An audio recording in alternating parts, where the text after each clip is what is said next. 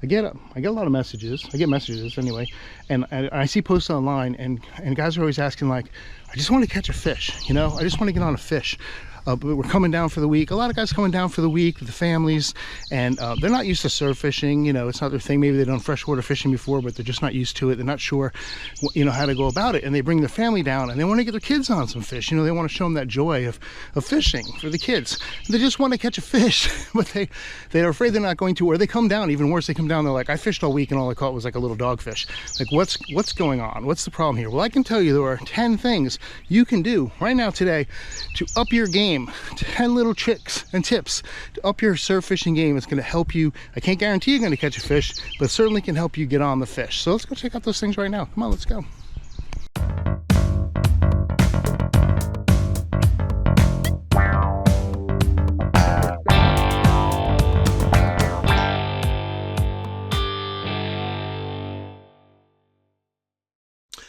All right, so you're coming down to the beach. You want to go fishing. You want to catch some fish, right? You're just not sure how or what fish you want to catch. So you head out to the beach, and you know what? Going to the beach is so much fun. It's great to be in the surf. You get to meet great people, especially great people who tie flies. I actually met up with his family, and this guy made me some fly because he knows I'm a fly fisherman and not very good one, but he does it up in the mountains. So he made me some custom flies I could use down here. So I'm going to have to do a video real soon about getting back out there and going fly fishing and testing out some of these flies he gave me. I just appreciate it. So shout out right there for that. But the first thing you need to know is you need to know what fish you want to catch. You can't just say, I want to catch a fish. Look, these are all fish that are out there in the surf. The puffer, the croaker, the black drum, the red drum, the Spanish. You can even catch Spanish. And if you can't just think like I want to catch a fish, because think about it. If you were going to catch a northern puffer, you want to catch that, or you want to catch a Spanish. They're both in the surf at the same time, right? But you got to handle it totally different. So you have to think ahead of time what rigs you're going to use. For example, if you want to catch a puffer, you're probably going to be fishing in the surf in March. You're probably going to use shrimp and like a small one circle hook. But if you want to catch a Spanish mackerel, you're probably going to want to fish in September. Use some of those live finger mullet that are running through the surf, and you go on a bigger hook, like a 3/0. So take a look at this chart, screenshot it, go ahead. That's some fish, times of the year, and bait that you can use to catch those fish. Target your species, that's number one. Number two, you want to get some small hooks.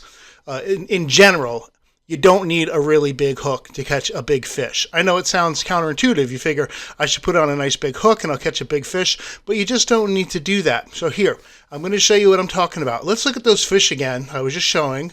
For the most part, well, except for the ones on the back, the puffer, the whiting, the croaker, the pompano, the black drum, even the bluefish, you got your size 5/0 hooks, you got 3/0 hooks, you got 1/0 hooks, and then you got smaller than that, like a 1 hook. Can you believe that almost every one of these fish can be caught on a 1 hook? A 1. I wouldn't go any bigger than 1/0 unless I was going for Spanish or bigger fish like sharks. Then you go up to the 3/0 and the 5/0. But generally, stay small. Go with a small hook. Number 3, weights. Another big mistake I see people use when they go down the surf is they use too small a weight. And what happens if you cast and your weight's too small? Well, your weight just comes right back up on the shore. Or you can't put it where you want it. A heavier weight you can. So here's a couple of weights. Try a pyramid triangle weights. 5, 4, 3, 2, 1 ounce weights. First of all, I wouldn't even use a 1 ounce no matter where it was. It's so light, you don't need it. Number 2, the 2 ounce weight. Maybe if I'm on the pier or I'm in the backwaters, but in general on the surf, it's not going to be heavy enough. And no, you can't really double it up. You can't put 2s on there. Also, a 5 is really way too heavy. You don't need something that big. So I like to stick right in the middle there. In general, I'll use a 3. If it's just a calm day, you can use a 3. And if the waves are a little bit heavier, you can go with a 4. I primarily use 4s all the time. I just go to the store and I buy 4s if they're there. If there's no 4s, I'll buy some 3s. But in general, I'd use the 4. So there you go. Let's talk about bait. Number 4, bait. You might be using the wrong bait. Number 1, live bait is best. If you can get yourself some live bait, that's the way to go. Like I saw live shrimp there, some live minnows. If you can't, fresh bait. This is fresh shrimp. Number 3, frozen. So that's the order. You kind of want to either have it live. If you can't get it live, you're going to go fresh. And if you can't go fresh, then you're going to go frozen. Last resort. So you got your little bait out there, but you got to think about the right bait for the right fish. So here comes some shrimp. Here comes a little pinfish. I can catch that pinfish on that shrimp, but I can also turn around, stick that pinfish on the hook, and catch a tarpon. right? So I gotta be thinking about using the right bait for the right fish. Kind of goes back to what I was talking about, targeting your species. Now here's some great live bait, and live bait just makes a big difference. If you can get out and get some ghost shrimp, that's great live bait. These guys, you just put these guys on a hook, or in this case, this girl, because you can see those little orange eggs there. The fish are gonna go nuts. And this guy caught a really big whiting, not this one, he caught an even bigger one. And I thought I had the video camera. I apologize, dude. I thought I had the video camera on and I didn't, but you have to take my word for it. He caught a really nice whiting, and I caught some whiting too. So we were using the right bait for catch the right fish, the right size hooks. I also found this really scary bug. I thought it was a yabby. I thought it was a ghost shrimp. And then when I picked it up, it like slapped around and smacked me and I dropped it. And so here's a video of it. I call it the scary bug. I've been trying to figure out what it is. Some kind of manna shrimp. Look how fast he sucked into the ground. Isn't that scary? And then his little tail's going to curl out and it's going to go around his head. I'm freaking out, man. I can't believe I picked that thing up. But I just caught him under the sand like a regular yabby. But anyway, I'll let him go. Next up. Chances are you're casting too far. Check this out. You see where I'm pointing right there? There's a hole, and in the back, there's a sandbar. And at high tide, that hole is going to be filled up with fish. Now check this out. I'm just going to show it to you. I'm going to walk out there. You can see him right going past the first breakers here, just about to my knees, right? And as I start to get a little bit further, now I'm out in the hole, and it's deep water out there, so I'm going to be getting up to my waist. And as I get further out, I'm going to finally reach that sandbar. It's kind of hard to tell. See how tiny I am? But I'm finally reaching that sandbar, and I'm coming back up to about my knees. So if I know the sandbar is there, and I know the hole is there, which I can see here. So here's the sandbar, here's the hole, and it's high tide. That hole is going to be deep. It's going to be deep enough and fish are going to come in close. You don't need a bait caster to do it. You got high tide, put it right there, close to the beach in that hole, this side of the sandbar. If you do that, the fish are going to be in there. At high tide, that's where the fish are going to be. So keep that in mind.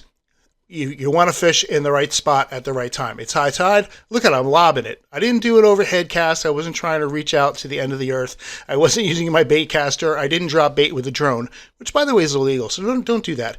I just lobbed it out there and I caught a fish. Now listen, this one was a little guy. he's this little tiny whiting. And that could be an indication that there aren't any big fish out there. Look, I caught them. They're slippery, right? I always drop these little whiting. But they're out there. This little one's out there in that hole. So I'm going to try again, and I tried again, and I got a bigger one. So now I know I can stay in this hole for a little while. If all I caught was that little one, I'd probably start doing my next bet, which would be casting out past the sandbar at low tide. Now, low tide comes, I'm changing up my bait. I can catch some more yabbies. I can only catch them at low tide, right? Here's my hole again, but now my hole is too shallow. There's my sandbar. And the fish have now left the hole because it's not deep enough, and they're going to go out past the sandbar. So yes, now I'm going to sail it at low tide and try to go on the other side of that sandbar.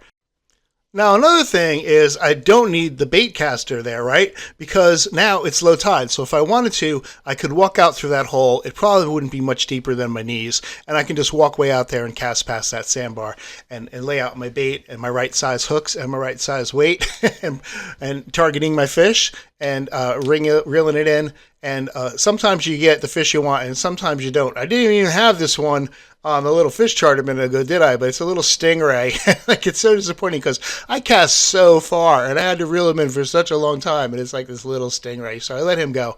But then I got into another one. I'm feeling pretty good because I got a nice size fish here. So low tide, cast far. High tide, close.